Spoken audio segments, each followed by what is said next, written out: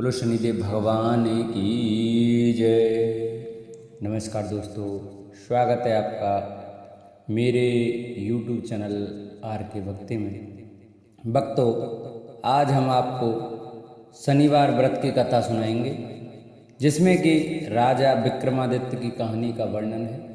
इस कथा को सुनाएंगे। जो भक्त हमारे चैनल पर नए आए हैं वो हमारे चैनल को सब्सक्राइब कर लें, वीडियो को लाइक करें और कमेंट में ओम शनिश्चराय नमः लिखना न भूलें।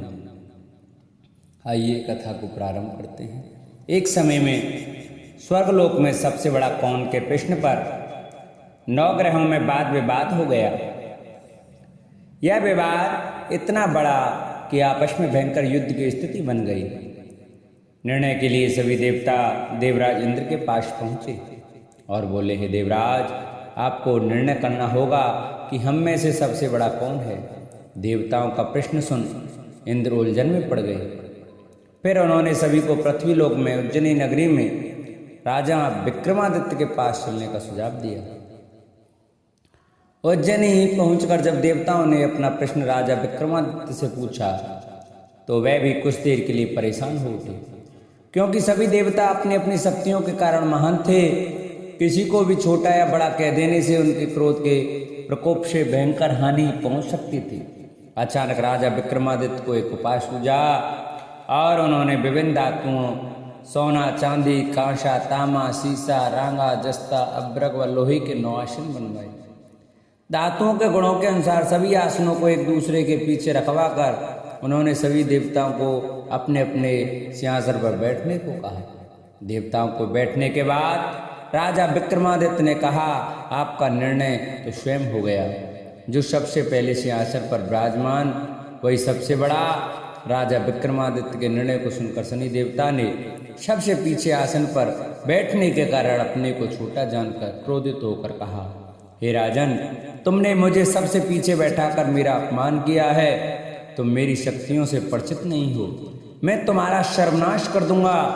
शनिदेव ने कहा, सूर्य एक राशि पर 1 महीने, चंद्रमा 2.25 दिन, मंगल 1.5 महीने, बुध और शुक्र 1 महीने, बृहस्पति 13 महीने रहते हैं, लेकिन मैं किसी भी राशि पर 7.5 वर्ष तक रहता हूँ। बड़े बड़े देवताओं को मैंने अपने प्रकोप से पीड़ित किया है।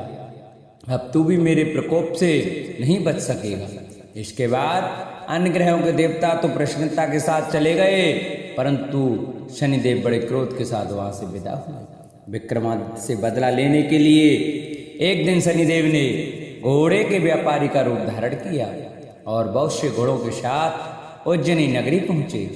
राजा विक्रमादित्य ने राज्य में किसी घोड़े के व्यापारी के आने का समाचार सुना तो अपने अश्वपाल को कुछ घोड़े खरीदने को भेजा। घोड़े बहुत कीमती थे। अश्वपाल ने जब वापस लौटकर इस बारे में राजा विक्रमादित्य को बताया तो वह खुद आकर एक सुंदर और शक्तिशाली घोड़ा पसंद किया। घोड़े की चाल देखने के लिए राजा जैसे इस घोड़े पर सवार हुए, वह बिजली की गति से दौड़ पड़ा। तेजी से दौड़ता हुआ घोड़ा राजा को दूर एक जंगल में ले गया और फिर वहां राजा को गिराकर गायब हो गया। राजा अपने नगर लौटने के लिए जंगल में भटकने लगा, पर उन्हें कोई रास्ता नहीं मिला। राजा को भूख प्यास लगाई। बहुत घूमने पर उसे एक चरवाहा मिला। राजा ने उससे पानी मांगा। पानी पीकर राजा ने उस चरवाहे को अपनी अंगूठी दे दी और उससे रास्ता पूछकर जंगल से निकलकर पास के नगर में चला गया। नगर पहुंचकर राजा एक सेठ की दुकान पर बैठकर कुछ देर आराम किया। राजा के कुछ देर दुकान पर बैठने से सेठ जी की बहुत बिक्री हुई। सेठ ने राजा को भाग्यवान समझा और उसे अपने घर भोजन पर ले गया। सेठ के घर में सोने का एक हार खूंटी पर लटका हुआ था। राजा को उस कमरे में छोड़कर सेठ कुछ देर के लिए बाहर चला गया।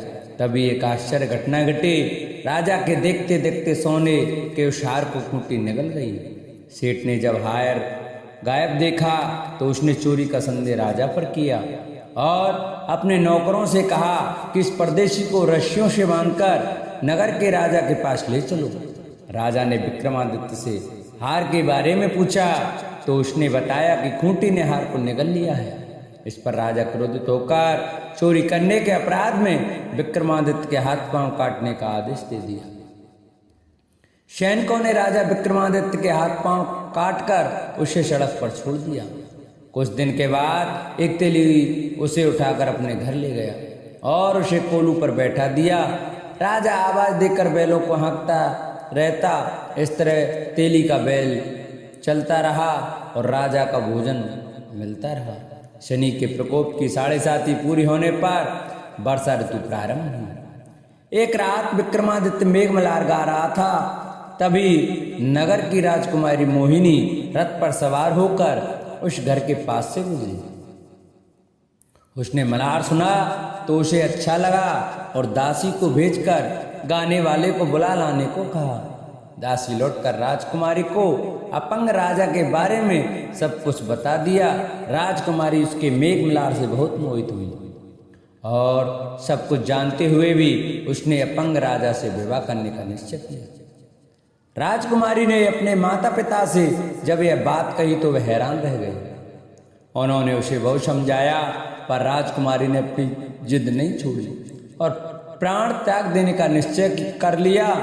आखिरकार राजा रानी को विवश होकर अपंग विक्रमादित्य से राजकुमारी का विवाह करना पड़ा। विवाह के बाद राजा विक्रमादित्य और राजकुमारी तेली के घर में रहने लगे। उसी रात स्वप्न में शनिदेव ने राजा से कहा, राजा तुमने मेरा प्रकोप देख लिया, मैंने तुम्हें अपने अपमान का दंड दिया है। राजा ने शनिदेव से क्षमा मांगने को कहा और प्रार्थना की, हे शनिदेव आपने जितना दुख मुझे दिया अन्य किसी को न देना।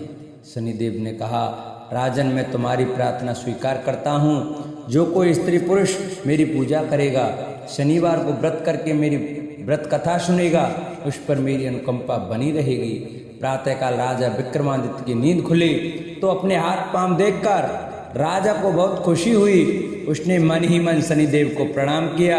राजकुमारी भी राजा के हाथ पांव सलामत देखकर आश्चर्य में डूब गई। तब राजा विक्रमादित्य ने अपना परिचय देते हुए शनिदेव के प्रकोप की सारी कहानी सुनाई। इधर सेठ को जब इस बात का पता चला तो दौड़ता हुआ तेली के घर पहुंचा और राजा के चरणों में गिरकर क्षमा मांगने लगा। राजा ने उसे क्षमा कर दिया क्योंकि यह सब तो शनिदेव के प्रकोप के कारण हुआ था। सेठ राजा को अपने घर ले गया और उसे भोजन कराया।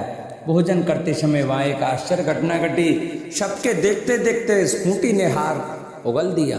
सेठ जी ने अपनी बेटी का विवाह भी राजा के साथ कर दिया और बहुत से स्वर्ण आभूषण धन आदि देकर राजा को विदा किया। राजा विक्रमादित्य राजकुमारी मोहिनी और सेठ की बेटी के साथ उज्जैनी पहुँचे तो नगरवासियों ने हर्ष के साथ उनका स्वागत किया। अगले दिन राजा विक्रमादित्य ने पूरे राज्य में घोषणा करवाई कि शनिदेव सब देवों में सर्वश्रेष्ठ हैं। प्रत्येक स्त्री पुरुष शनिवार को उनका व्रत करें और व्रत कथा अवश्य सुने। राजा विक्रमादित्य की घोषणा से शनिदेव बहुत प्रसन्न हुए। शनिवार का व्रत करने और व्रत कथा सुनने के कारण सभी लोगों की मनोकामनाएं शनिदेव की अनुकंपा से पूरी होने लगी। सभी लोग आनंद पूर्वक रहने लगे। सूत जी कहते हैं, हे शौनकादि ऋषियों, वैशंपायन जी कहते हैं, राजन पितामह में विराजमान हरि ने राजाओं के ऊपर भी अधिराज रूप से बैन के पुत्र पृथु का अभिषेक किया। फिर उन प्रजापति ने क्रम से राज्य का वितरण आरंभ किया। प्रजापति ने द्विज, लता, नक्षत्र, ग्रह, यज्ञ और तप के राज्य पर चंद्रमा का अभिषेक किया। जल के राज्य पर वरुण का तथा राजाओं के राज्य पर विश्रवा के पुत्र कुबेर का अभिषेक कर दिया। विश्व देवों पर अंगिर, संगोत्री बृहस्पति को राजा बना दिया। भृगुवंशियों के स्वामी रूप से शुक्राचार्य का राज्याभिषेक कर दिया। आदित्यों के ऊपर विष्णु को और वसुओं के ऊपर अग्नि को राजा बना दिया। दक्ष को प्रजापतियों का, इंद्र को मरुतों का तथा अमित पराक्रमी प्रहलाद को दैत्य और दानवों का राजा बना दिया। एवं पितरों के राज्य पर विवस्वान सूर्य के पुत्र यम का अभिषेक कर दिया। षोड़श मात्र का व्रत, मंत्र, गौ, यक्ष, राक्षस, पार्थिव पदार्थ और साध्य देवताओं के राज्य पर नारायण का अभिषेक कर दिया और रुद्र के राज्य पर वृषभ ध्वज शंकर जी अभिषिक्त हुए। विप्रचित्र को दानवों का राजा बनने का आदेश दे दिया और सकल भूत पिशाचों का शूलपाणी महादेव जी को राजा बना दिया। हिमाचल को पर्वत का और समुद्र को नदियों का राजा बना दिया। गंध द्रव्यों, मर्द गुणों, अमूर्त भूतों तथा शब्द और आकाश वाली वस्तुओं के राज्य पर भी बलवानों में श्रेष्ठ वायु का अभिषेक कर दिया। प्रभावशाली चित्ररथ को गंधर्वों का स्वामी बना दिया। वासुकी को नागों का और तक्षक को सर्पों का राजा बनाया। हाथियों का ऐरावत को, घोड़ों का उच्चश्रवा को और पक्षियों का गरुड़ को राजा बना दिया। वनचारी पशुओं पर सिंह को तथा गौं पर सांड को स्वामी बनाया और पाकड़ को वृक्षों का प्रभावशाली राजा बना दिया। सागर, नदी, मेघ, वर्षा और सूर्य की किरणों के अधिपति पद पर पर्जन्य का अभिषेक कर दिया। डाढ़ वाले समस्त सर्पों के ऊपर शेष को, निर्विष, डुंडुब आदि सर्पों और सरीसृपों, पेट के बल चलने वाले जीवों के ऊपर तक्षक को राजा बना दिया। गंधर्व और अप्सराओं के ऊपर ऐश्वर्यशाली कामदेव का अभिषेक कर दिया। ऋतु, मास, दिन, पक्ष, रात्रि, मुहूर्त, तिथि, पर्व, कला, काष्ठ के प्रमाण, उत्तरायण और दक्षिणायन की गति तथा उपराग अतार्थ ग्रहण के अभिमानी देवताओं पर प्रभु संवत्सर का अभिषेक कर दिया। पितामह ने इस प्रकार क्रम पूर्वक राज्यों का विभाग करके फिर दिक्पालों की स्थापना की थी। उन्होंने बैराज प्रजापति के पुत्र राजा सुधनवा को पूर्व दिशा के दिक्पाल पद पर अभिषेक कर दिया। कर्दम प्रजापति के पुत्र महात्मा राजा शंखपद को दक्षिण दिशा के दिक्पाल पद पर अभिषिक्त कर दिया। इसी प्रकार पश्चिम दिशा में रजस के पुत्र अच्युत महात्मा केतुमान का राजा के पद पर अभिषेक कर दिया। इसी प्रकार उत्तर दिशा में पर्जन्य प्रजापति के पुत्र दुर्धर्ष हिरण्योरोमा का राजपद पर अभिषेक कर दिया। उन पुरुषों द्वारा सातों द्वीप और पर्वतों सहित सारी पृथ्वी और उसके वे प्रदेश आज भी धर्मानुसार पालित हो रहे हैं। जनेश्वर, इन राजाओं ने वेद में वर्णित विधि से राशि यज्ञ में राजाओं के भी राजा के पद पर पृथु का अभिषेक किया था। तदंतर अमित तेजस्वी चाक्षुष मन के मनवंतर के बीतने पर ब्रह्मा जी ने वैश्वस्त मनु को राज दे दिया। निष्पाप राजेंद्र, यदि आप अनुकूल रहकर सुनना चाहोगे तो मैं आपसे वैवस्व मनु के विस्तार का वर्णन करूंगा। मैंने आपको यह बड़ा भारी प्राचीन इतिहास कह सुनाया। इसको सुनने से प्रतिष्ठा बढ़ती है, धन मिलता है, यश मिलता है, आयु की वृद्धि होती है और इस शुभ आख्यान को सुनने से अंत में स्वर्ग की प्राप्ति होती है। जन्मेजय ने कहा, पैशंपायन जी, आप पृथु के जन्म का विस्तार पूर्वक वर्णन कीजिए। उन महात्मा ने इस प्रकार पृथ्वी को किस प्रकार दुहा था, पितरों ने इस पृथ्वी को जिस प्रकार दुहा था, देवता तथा ऋषियों ने, दैत्यों और नागों ने, यक्षों और वृक्षों ने इस पृथ्वी को किस प्रकार दुहा था, तथा पर्वत, पिशाच, गंधर्व, द्विजोत्तम और महान शक्तिशाली राक्षसों ने इस वसुंधरा पृथ्वी को किस प्रकार दुहा था, वह बताइए वैशंपायन जी।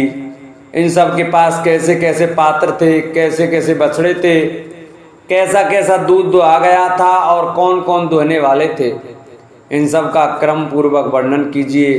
तात प्राचीन काल में महर्षियों ने जिस कारण से बैन के हाथ का मंथन किया था और महर्षियों ने जिस कारण क्रोध किया था, उस कारण का भी आप वर्णन कीजिए। वैशंपायन जी ने कहा, जन्मेजय, मैं तुमसे बैन के पुत्र पृथु का चरित्र अब विस्तार पूर्वक कहता हूं।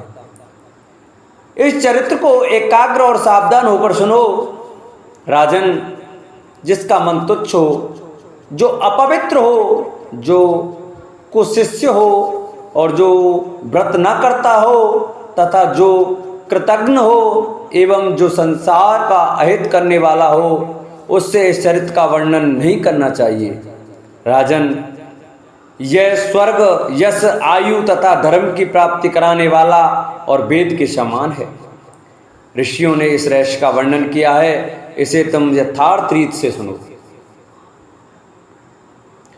जो पुरुष ब्राह्मणों को प्रणाम करके बैन के पुत्र पृथु के चरित्र को विस्तार पूर्वक कहता है, उसे कार्य के पश्चाताप से शोक नहीं करना पड़ता। अर्थात इस चरित्र को सुनने से सब प्रकार के पाप नष्ट हो जाते हैं और सब यज्ञों के फल प्राप्त होते हैं। इस प्रकार श्री हरिवंश महापुराण के अंतर्गत हरिवंश पर्व में पृथु का उपाख्यान विषयक चौथा अध्याय पूरा हुआ। बोलो हरिवंश महापुराण की जय।